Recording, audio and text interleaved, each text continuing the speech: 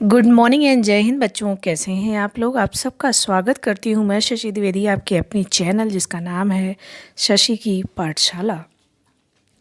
बच्चों, आज हम एक बहुत ही बेहतरीन कहानी सुनने वाले हैं जिसको लिया है कक्षा 5 की मेधा की पुस्तक से और जिसको लिखा है भीष्म साहनी जी ने। बहुत ही सुंदर कहानी जिसका शीर्षक है दो गौरैया। तो सुनते हैं इस कहानी को। बच्चों, पक्षियों का भी एक अपना परिवार होता है। वे भी अपने परिवार की सुरक्षा और पालन पोषण के प्रति हम मानवों की भांति चिंतित रहते हैं। तो आइए ऐसे ही गौरैयों के एक परिवार के बारे में जानते हैं। घर में हम 3 ही व्यक्ति रहते थे, माँ, पिताजी और मैं। हमारे घर के आंगन में आम का एक पेड़ था। तरह तरह के पक्षी उस पर डेरा डाले रहते थे। एक दिन 2 गौरैया सीधी घर के अंदर घुस आईं। कभी वे किसी रोशनदान पर जा बैठती तो कभी खिड़की पर। फिर जैसे आई थी वैसे ही उड़ भी गईं। पर 2 दिन बाद हमने क्या देखा कि हमारे बैठक खाने की छत से लगे पंखे के गोले में उन्होंने अपना बिछावन बिछा लिया है और मज़े से दोनों बैठी गाना गा रही हैं।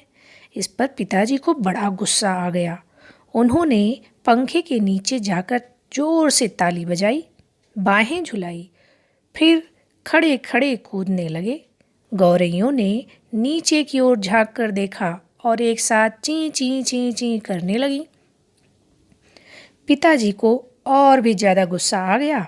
वह बाहर से लाठी उठा लाए। उन्होंने लाठी ऊंची उठाकर पंखे के गोले को ठोंका। ची ची ची करती दोनों गौरैया उड़कर पर्दे के डंडे पर जा बैठी। पिताजी लाठी उठाए पर्दे के डंडे की ओर लपके। एक गौरैया उड़कर रसोई घर के दरवाजे पर जा बैठी, दूसरी सीढ़ियों वाले दरवाजे पर। माँ हंस दी, तुम तो बड़े समझदार हो जी। सभी दरवाजे खुले हैं और तुम गौरैया को बाहर निकाल रहे हो। एक दरवाज़ा खुला छोड़ो, बाकी दरवाजे बंद कर दो, तभी ये निकलेंगी।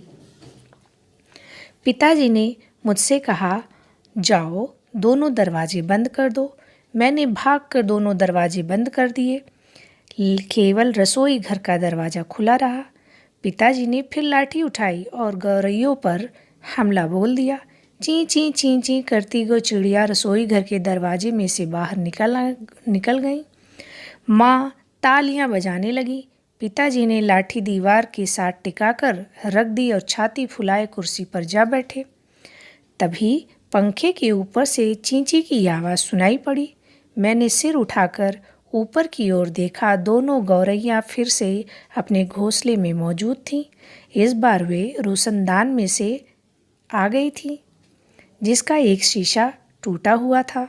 पिताजी ने कुर्सी पर चढ़कर रोशनदान में कपड़ा ठूंस दिया और लाठी झुलाकर एक बार फिर चिड़ियों को खदेड़ दिया। दूसरे दिन इतवार था।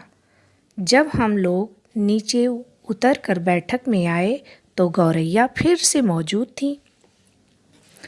पिताजी ने फिर लाठी उठा ली। उस दिन उन्हें गौरैयों को बाहर निकालने में बहुत देर नहीं लगी। अब तो रोज़ यही होने लगा।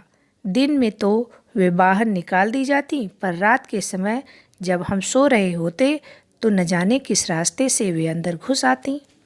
पिताजी तंग आ गए थे। एक दिन कहने लगे कि यह गौरैयों का घोंसला नोच कर निकाल फेंक देंगे। वह बाहर से स्टूल उठा लाए।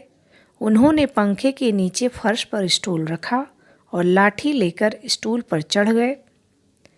अब पिताजी लाठी का सिरा घास के तिनकों के ऊपर रखकर वहीं रखे रखे घुमाने लगे।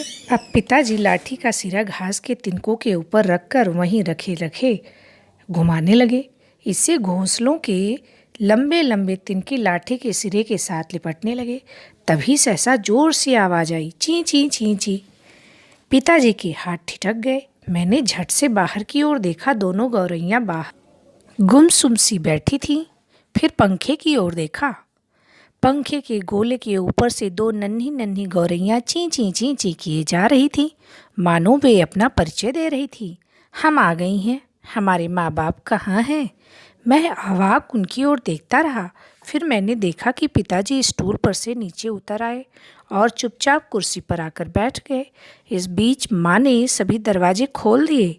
उनके माँ बाप झट से उड़कर अंदर आ गए और ची ची करते उनसे जा मिले। मादा गौरैया उनकी नन्ही नन्ही चोंचों में चुग्गा डालने लगी। कमरे में फिर से शोर होने लगा था, पर इस बार पिताजी उनकी ओर देख देख कर केवल मुस्कुराते रहे। तो बच्चों, इस कहानी को लिखा है भीष्म साहनी जी ने।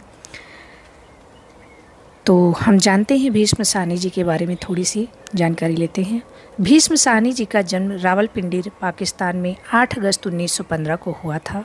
वे हिंदी सिनेमा के प्रसिद्ध अभिनेता बलराज साहनी के छोटे भाई थे।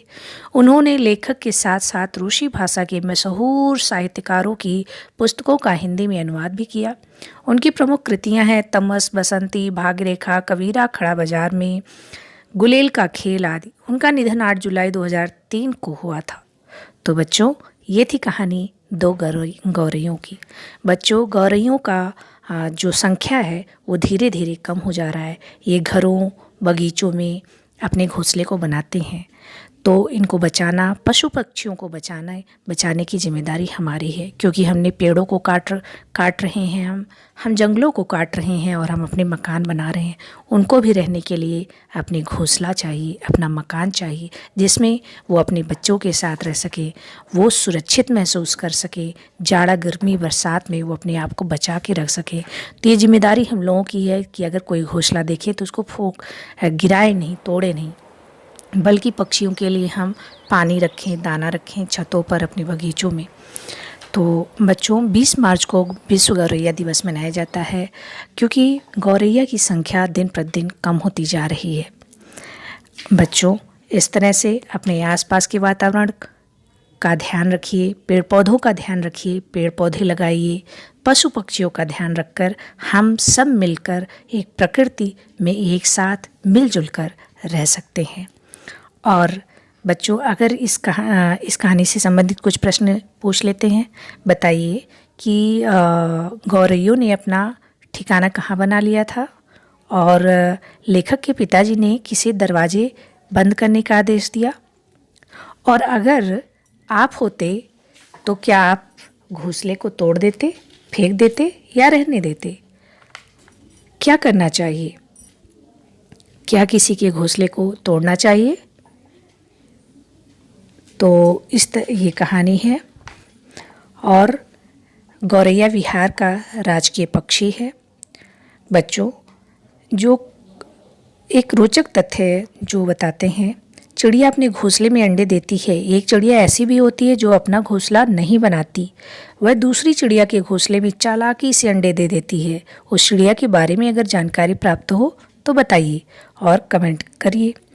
बच्चों, इसी तरह आप नई नई कहानियाँ पढ़ते रहिए, सुनते रहिए और अपनी नैतिकता का विकास करते रहिए।